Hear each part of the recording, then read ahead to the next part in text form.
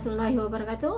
Saya Ibu Nuni Munaris dari SMA Negeri 1 Baturaden, Kabupaten Banyumas, akan memberikan pengalaman sedikit terkait dengan pendaftaran calon guru penggerak angkatan yang kelima. Sampai hari ini, tanggal 21 Februari 2022, saya sudah melaksanakan tahap yang pertama, yaitu tahap berupa pengumpulan biodata dan isai. Kemudian saya lolos di tahap pertama. Tahap keduanya berupa simulasi pembelajaran dan wawancara. Dan semoga saya lolos ke tahap yang ketiga. Saya mengikuti pendaftaran calon guru penggerak angkatan yang kelima. Kenapa saya mengikuti kegiatan calon guru penggerak ini? Karena saya harus menambah ilmu, menambah keterampilan untuk menjadikan pendidikan Indonesia lebih baik. Kegiatan calon guru penggerak angkatan kelima itu dimulai dari tanggal 4 Oktober 2021. Alhamdulillah pada angkatan yang kelima Kabupaten Banyumas termasuk di dalamnya, sehingga kesempatan ini harus dipergunakan dengan sebaik-baiknya. Untuk tahap yang keenam, Kabupaten Banyumas belum ada kesempatan lagi. Mungkin di tahap berikutnya ada. Ini adalah kesempatan buat daerah-daerah lain yang sekarang dilaksanakan proses seleksi dari CGP ini. Pada tahapan seleksi CGP ini, yang pertama adalah registrasi. Kita masuk ke dalam SIM PKB, kita masukkan akun serta passwordnya.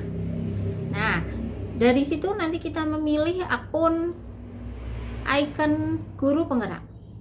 Kita melakukan registrasi, kemudian ada pengisian biodata, kurikulum vitae, pengisian isai, dan unggah dokumen. Pada tahapan CGP angkatan kelima berbeda dengan CGP sebelumnya. Karena di CGP angkatan kelima tidak ada tes tentang skolastik. Seleksi tahap pertama untuk calon guru penggerak, yang pertama adalah mengisi kurikulum vitae, yang kedua adalah mengisi isai. Sebaiknya ini dilakukan secepat mungkin. Untuk tahapan angkatan yang keempat atau sebelum angkatan yang kelima, itu waktunya dibatasi. Untuk angkatan yang kelima ini diberi waktu sampai dengan 29 Oktober 2021. Saya kemarin mengerjakan dalam waktu kurang dari 3 hari dari pengisian kurikulum vitae dan isainya. Di dalam kurikulum vitae kita akan mengisi biodata, sudah ada kolomnya masing-masing. Kemudian ada surat rekomendasi dan surat dukungan dari kepala sekolah. Nah, surat rekomendasi ini nanti di dalamnya akan terdapat biodata, lamanya kepala sekolah mengenal kita, keaktifan kita di sekolah, bagaimana kita menyelesaikan masalah, kemudian kekuatan kita sehingga kita layak untuk dijadikan peserta calon guru penggerak, kemudian kompetensi tambahan yang sebaiknya kita miliki untuk mengikuti calon guru penggerak ini.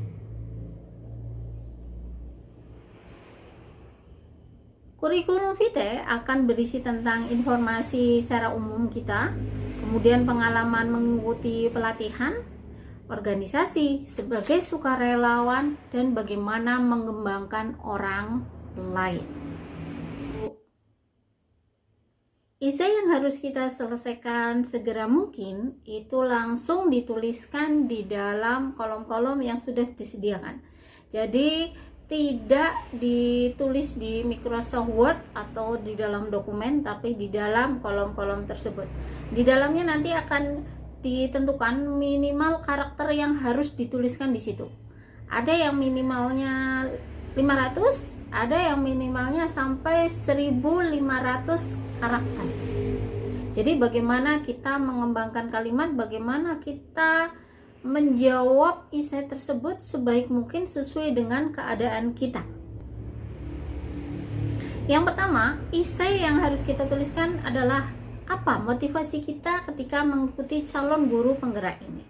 Ceritakan sedetail mungkin apa yang menjadi motivasi Bapak Ibu ketika akan mengikuti CGP ini.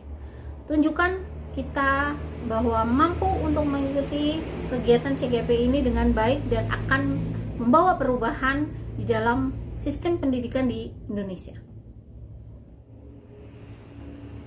Isi yang kedua terkait dengan interaksi kita dengan orang lain, baik dengan pimpinan, baik dengan rekan sejawat, orang lain, masyarakat, atau instansi-instansi yang lain.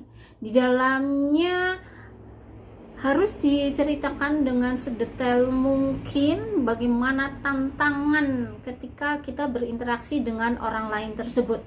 Adakah penolakan, adakah dukungan? Ketika ada penolakan, situasinya bagaimana, menyelesaikannya bagaimana, dan bagaimana upaya yang kita lakukan ketika penolakan atau kegagalan tersebut terjadi supaya kita sampai kepada tujuan awalnya.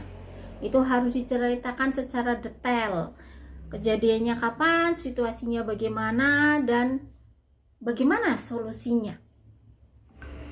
Pengalaman yang kita miliki selama kita mengajar, selama kita menjadi guru harus terekam dengan baik.